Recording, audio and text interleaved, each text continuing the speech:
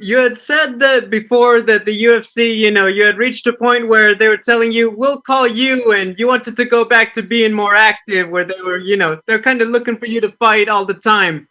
This is a nice turnaround. Would you say you are finally back to that point? Yeah, I mean, after my last fight with Hannah, on the adrenaline after the fight, I said like, man, I'm ready to fight. Put me back as soon as possible. And then they called me like, hey, we have Randa Markos for you in 2 weeks. I said like, and then after the adrenaline passed, I said, oh man, 2 weeks is really really soon. I start to feel like kind of my hands sore from punching as hard as I could, and some of the elbows she had got me with. So I said, oh no, Randa's a tough girl. 2 weeks is kind of soon. Let's a little bit longer. And then they gave me like four months. I said like, man, 4 months is a long time. And then my manager said, no, I think it'll be better for you like to really train and evolve even more. And I mean, that's what managers are for, to help keep calm the athletes, and make the best decisions. So now I couldn't be more happier with having like a full camp, prepare myself, evolve. I felt like I evolved so much in these 4 months, but I started the camp 8 weeks. So 8 weeks training 3 times a day, like really hard, just so focused. And I'm really ready for this fight now. I know that you've made the jump a little bit. You're working a lot with the team at RVCA, Jason Perillo, Chito Vera, Vanessa Demopoulos. How have they helped to grow your game? Yeah, they helped me so much. I went to them halfway through the camp, so 4 weeks, 4 weeks I'm with them, and just in the 4 weeks, everyone I met at the Ruka gym, they all noticed a big difference in the 4 weeks. And people that know me from my first UFC fight, they said like, man, you look so much better. You look just like free. You look like you're so creative. You're so just starting to really show all your true potential. So the fact that I'm hearing this from like, they're friends, of course, but they'll tell the truth, they're not like, sugarcoating anything. I think for sure they know they're fighters too, so no one wants to give like false, false feelings. They're really gonna tell me the truth. So the fact that these people that are seeing me train every day, giving me like new little details and new things to work on. Cheeto, is kicking my butt all the time. It's so fun to see him doing like his crazy moves, and then I'm trying to do these crazy moves. It's like, man, this jiu-jitsu girl's doing all these new styles and new things. It's really really fun. So I'm really grateful for everything that they taught me in these 4 weeks, and I'm excited for the future that I have with them. And for sure, I mean, every academy I've been to, every coach I've been to, I take something with me, and I'm grateful for them. So I'm just so glad to be kind of on this next phase of my career, and really what the future holds for me with Coach Perillo. You're known for being one of the most decorated jiu-jitsu players in mixed martial arts, but you've never gotten the submission of the year. You had a great knee bar this year, but do you feel like you have competition? Your teammate Vanessa had the reverse triangle. Ariane Lipsky had a good knee bar. Do you feel like this could be your year where you get that award finally? Definitely. I definitely think so. Just for me, it was a surprise. My last submission, the leg lock, was the first. Because man, it's something so common for us in jiu-jitsu. So when they told me that was the first in the world, I said, man, okay, let me go and look at all my submissions that I know to do in jiu-jitsu that are like so common for us, because I'm gonna start letting them out this year, for sure. That's why I definitely want to fight again this year if everything goes good on this fight, no injuries, nothing like that. Because I'm coming for that award, the submission of the year. I just want people like, I know they respect me for sure because my jiu-jitsu background, but I know for sure everyone says like, oh, but when you start throwing punches in there, the black belt becomes the brown belt, and then the brown belt becomes the purple belt, So definitely want people to keep that respect for my ground game and really show why the UFC saw so much potential in me. My final question, when you're so well known for jujitsu, obviously, the first thing, well, work on your striking so you could be more dangerous. How do you balance that? Because obviously you want to be better as a striker, but you still want your jujitsu to be so sharp because that's where you're the biggest threat. Yeah, it's a little hard, because when I was competing, that always kept my jiu-jitsu sharp. There's nothing sharper than being competing at the highest level that there is.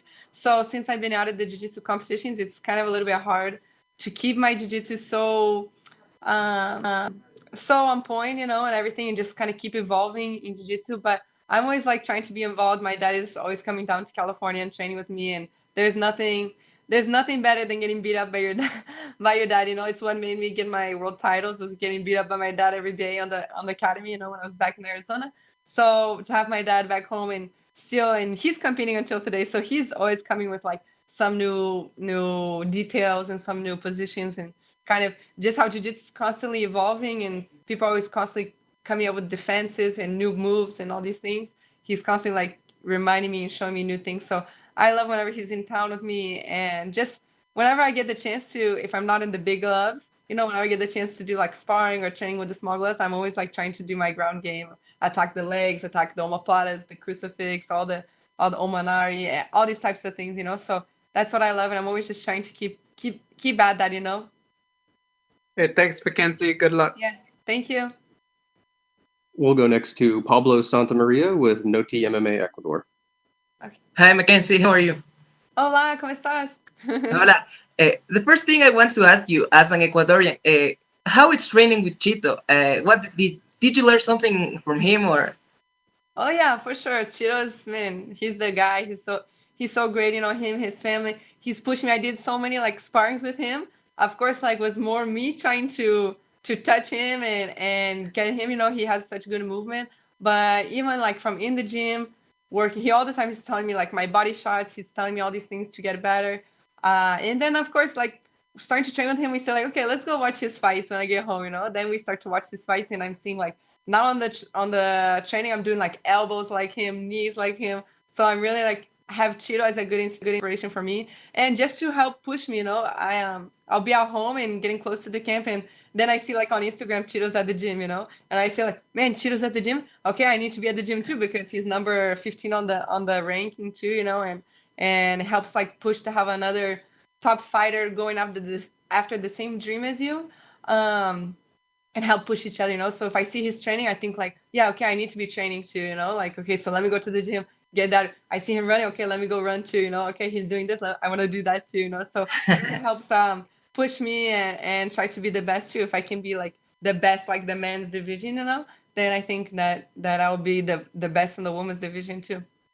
I get where do you think Randa is more dangerous? Randa, I think she's the most danger on like her counter attacks on the stand up. I know she's a grappler, but I think it's different levels grappling. For sure, she's smart on the ground, but I definitely think because she's been in so many fights, she has like good to go all 3 rounds. She's fought like she's like got in big fights like where she's getting punched a lot and keep going forward. So I think she really like is good to know her distance and her reach, and I see her movement. She kind of like comes in, does some blitzes, comes out, waits for the counter, and comes back. So I think that's the most part that not that I need to be careful, but that I'll have the most difficulties, like to make sure I keep the pressure and not let her start to get her movement in the fight. Okay, if you get the victory on Saturday, you would like to face against Amanda Rivas to avenge your loss? I think eventually, yeah, I would like to face her, but not now. I think me and Amanda will definitely fight at the belt. I think that we have so many, especially now that the Corona, people are like fighting so often. So some people are like winning, then lose or lose, and then win. They have so much chance to like change the record really fast right now. And I think Amanda has so much, all the potential to get the belt, and I think me too. So I don't know what's ahead of her, who she has for her next fights. I know definitely we both on the ranking, so our future fights are just getting harder and harder and harder. So I don't know if I'll get to the belt before her, or she'll get to the belt before me. But I definitely think that if we have the rematch, will be during the belt, or with me in the belt and she challenging me, or her with the belt and me challenging her. Okay, I get it. And my last one is, what's your prediction for the fight? My prediction for the fight, I think that I'm gonna go in there and pressure her so much with the striking, and I think I'll hurt her on the striking, and maybe she'll knock down, and I'll get like a really amazing submission and get the fight bonus. Okay, thank you very much, Mackenzie.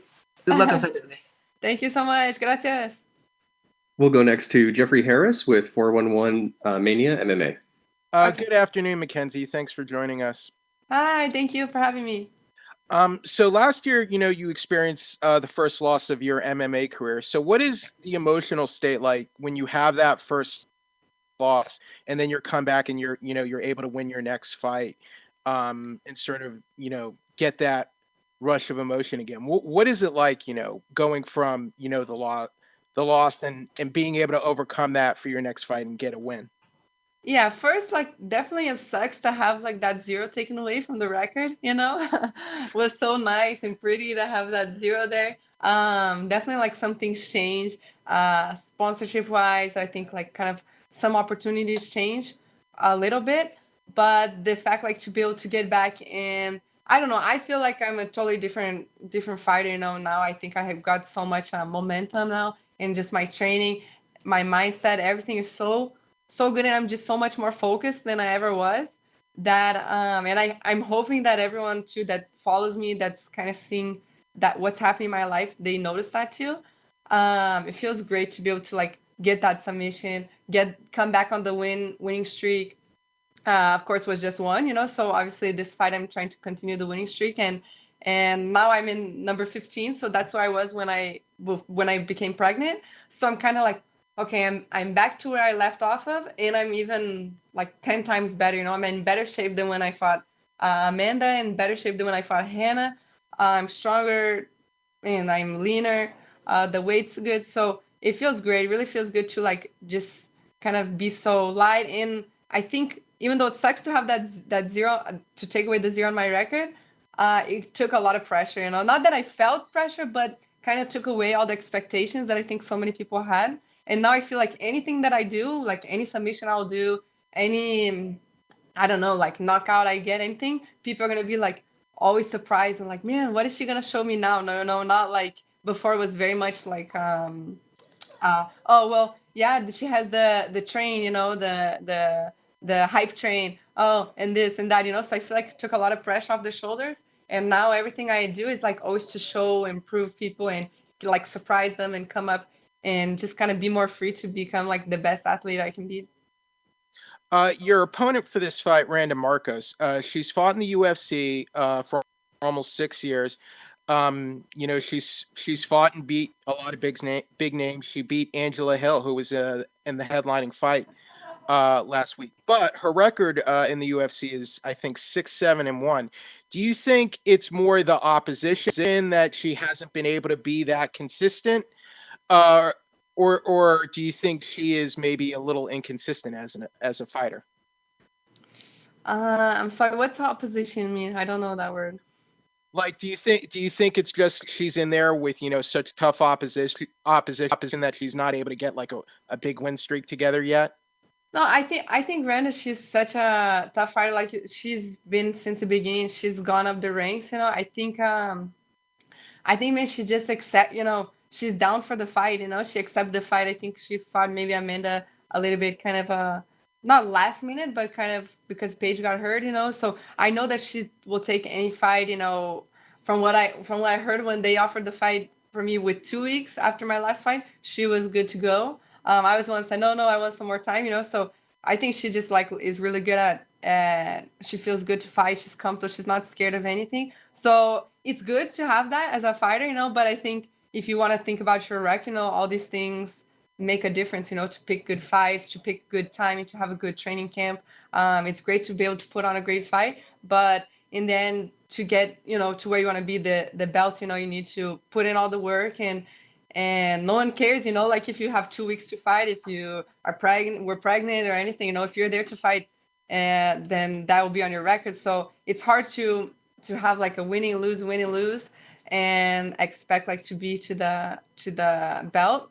But I think she has all the potential. She had all the potential in the beginning too. She went up the ring to get to the belt. She's a tough girl. She's dangerous in a lot of different areas. She's experienced, but I think just the fact that she loves to fight so much and she's there and everything can sometimes make the timing that she picks fights and maybe not so good. And also too, I think she's kind of, like you said, she's been in there for a long time.